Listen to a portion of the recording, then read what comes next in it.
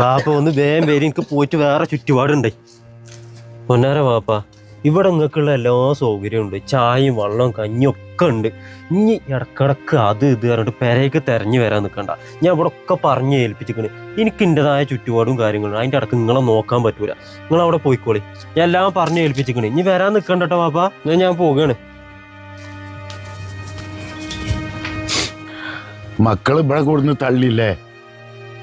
പിന്നെ 6 മാസം മുമ്പ് ഇവിടെ കൊടുന്ന് തള്ളിയതാ.